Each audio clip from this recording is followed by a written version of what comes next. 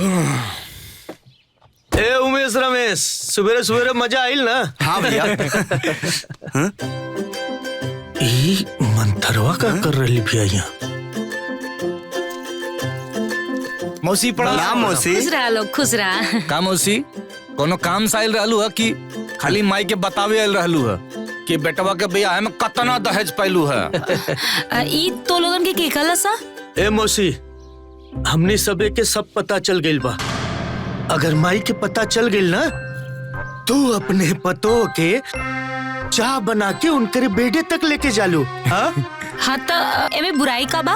हमार पतो इतना दान दहेज लेके आइल बा, अगर हम चहो बना के दे देनी तो माँ का बुराई कहनी है? यही से मौसी पतो हो के गोड़ दबावा तारू।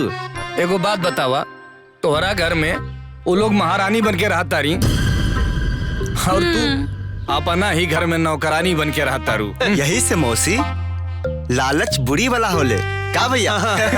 ए बात जा लोगन। एकदम सही कह ले। चलो लोगन, चलो जल्दी चला।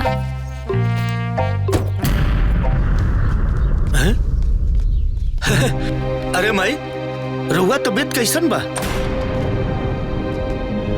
अरे इनका तबीयत तो तुरंत ठीक हो जाए, बस ये अपन विचारधारा बदल दे। चुप करिए आप। हमार विचारधारा अपन दिशा कब्बो ना बदली। कबो कबो रउआ सही बात करे नी। दीदी के विचारधारा बदल जाए ना तो इस सुंदर के ब्याह ना हो जाए। सुंदर, अरे एजा हमर करेजा जलता और तोहन लोग के तमाशा सुझता।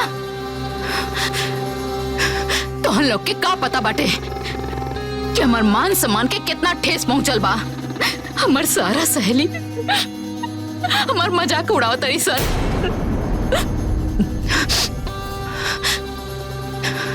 बाकी आज तोहन लोग के फैसला करे के होखी कि तोहन लोग के मेहरारू चाहिए कि माई चाहिए। ए माई, ई का कर रहल बाड़ू? माई और बाबूजी से बढ़ के इस संसार में केहू बा का? आज हम जौन भी हैला रउआ के वजह से इस संसार में बानी। रउआ अपना खून से सींच के अगर हमनी लोगन के पालन पोषण ना कैलो होती तो हमनी सभी इस संसार में ना होती। माई भैया ठीक कहता रे, तोहरा के हमने जा कैसे छोड़ के जा सकेले? जेकर एहसान के कर्जा ई जन्म में का अगले जन्म तक ना भर पाई, फिर तो के कैसे छोड़ के जा सकेले? माई हमने तोहर सारा सत मंजूर बा। एको बात बतावा, जे लोग के तू घर से निकाले कहा तारू, का लोग अपने मर्जी से घर में आइल बा? एक तो तू ही हमनी के हाथ पकड़ के हम सबके बिया करेलू और वो लोग के हाथ पकड़ के घर में लेके आइलू। एहमे हमने की का गलती बा माई? दीदी भगना सही कहा था दीदी। बाकी हम ई सही माने के तैयार नहीं की।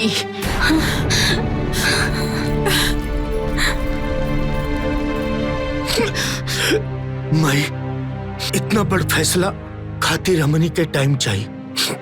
कमला, अरे का घर में नौटंकी कर रहल बाड़ू? जौन हो गई ओकरा बाबा भोलेनाथ के आदेश समझ के मान लेवे के चाहिए। यही सब में हम सब के भलाई बा। हाँ दीदी, जीजा सही कहा तारे। अरे इनका के समझावल और अपना गला में फांसी डाले लेके बा। चला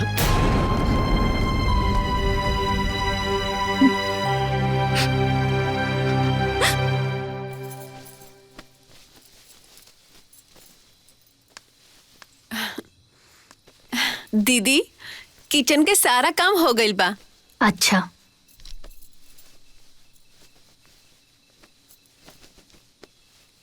दीदी कल तीज के व्रत हमनी जा कैसे करल जाई? पूजा के सामान केकरा से मंगावल जाई?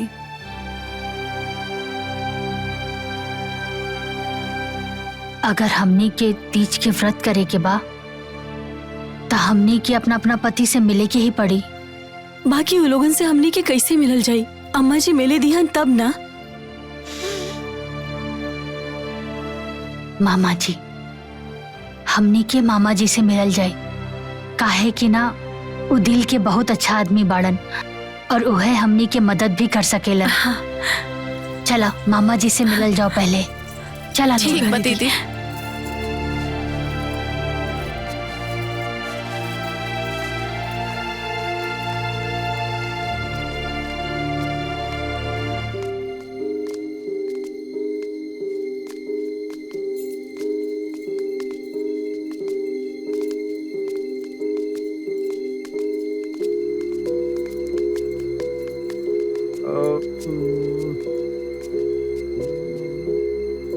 मामा जी अरे तू लोग ऐसा का करे तारू? मामा जी रहुआ से एगो बहुत जरूरी काम रहल, यही से हमनी के एहिजा आयल बानी। रहुआ हमनी की मदद कर सकेनी, रहुआ मना त ना करीब ना? बोला का बात बा? मामा जी कल तीज के त्योहार बा, त हमनी के भी तीज के व्रत रखे के चाहत बानी जा। इतना अच्छी बात बा ना? मामा जी अब उ लोग के बुला देती तो हमने के उ लोगन से कुछ जरूरी बात करे के रहल है। बस इतने बात। हम जाता नहीं, अभी लेके आवता नहीं। ठीक बा? ठीक। हाँ तो लोग ऐसे रुका। हाँ ठीक बा।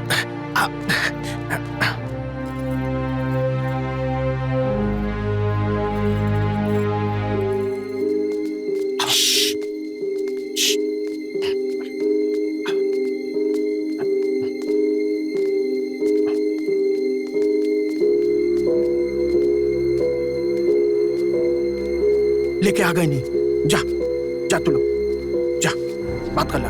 उर्मिला हमनी सबके यहाँ बुलौलू सब ठीक है ना? देखा हमनी सबके गलत मत समझिया और हमरा के पूर्ण विश्वास बा कि हमरा माई के विचारधारा एक न एक दिन जरूर बदल जाई। और देखा हमने सब भी ना तोहनी सबके आपन मान ले बानी।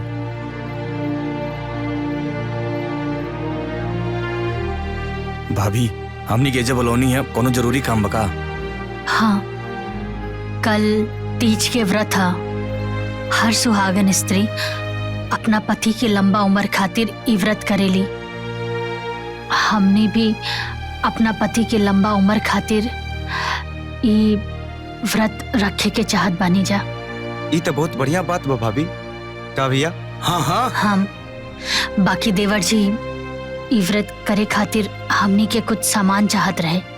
हे उर्मिला बतावा ना काका चाहिए, हम कुल लिया के दे दे। ठीक बा जी, हम रउआ के ना लिस्ट बना के दे दे। ठीक बा भाभी, हम सामान सारा मंगा देता नहीं। हाँ अच्छा अब तो लोग एक काम करा, जल्दी से यहाँ से जा, ना तो कहीं हमारी दीदी जाग गई ना तो बहुत बड़का ड्रामा हो जाए। जा ठीक बा मामा ठीक जी। बा भाभी, जा। चलो चला। संभाल के जा। हाँ ठीक बा।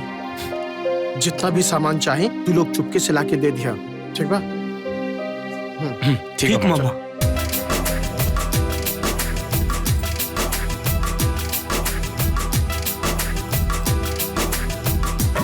हाँ काका बा चल बा जल्दी दा।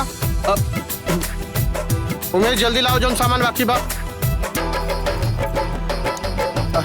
हाँ हाँ हो दुका। अब ओजे रखो। अरे ए रमेश जल्दी करा। अब हाँ।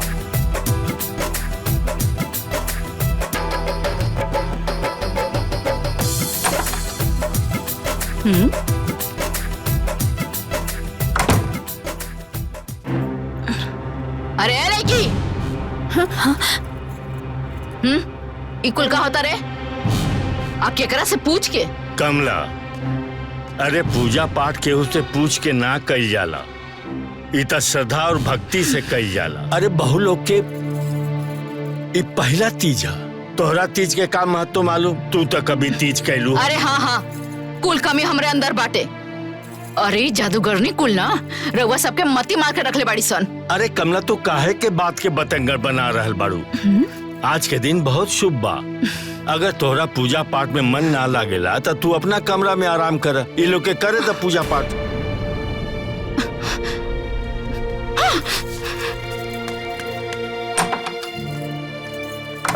तू लोग पूजा शुरू करा। चलो शुरू चलो। आ